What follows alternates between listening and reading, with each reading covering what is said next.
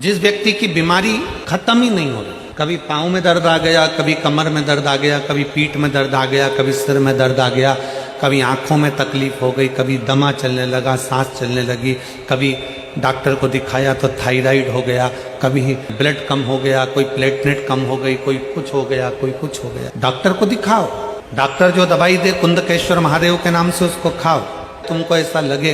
कि ये शरीर का रोग तो समाप्त तो हो ही नहीं रहा, एक ना एक रोग चल ही रहा, ये रोग समाप्त होने का नाम ही नहीं ले रहा। पिपलेश्वर महादेव का नाम लेकर और पिपलेश्वर महादेव का नाम लेकर किसी भी शिवालय में,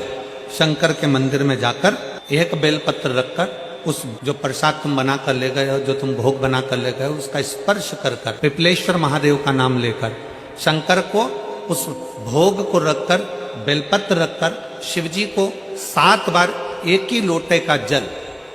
केवल एक लोटे का जल 7 बार उत्तर की ओर मुख कर कर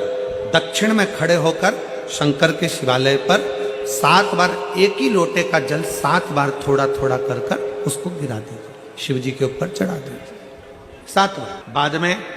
जो प्रसाद पर आपने बेलपत्र रखी है उसी बेलपत्री को उठाकर शंकर के शिवलिंग पर चढ़ा दीजिए। बाबा को प्रणाम करिए, बाबा मेरे शरीर का रोग समाप्त नहीं हो रहा। किसी भी दिन पिपलेश्वर महादेव का नाम लेकर वो चढ़ी हुई बेलपत्री लियाओ, प्रसाद लियाओ, घर पर आने पर जैसे ही घर के अंदर प्रवेश करो सबसे पहले बेलपत्री को चबा चबा कर खा लो। फिर वो जो प्रसाद है उस प्रसाद को 7 गांठ से थोड़ी थोड़ी देर में 7 बार में उसको खा लेना। बाबा देवाधिदेव महादेव का नाम लेकर, पिपलेश्वर महादेव देव का नाम लेकर प्रणाम कर कर जल का आचमन, हाथ की हथेली में जल लेकर 7 बार आचमन कर लीजिए और शिव का पिपलेश्वर महादेव का नाम ले लीजिए। धीरे धीरे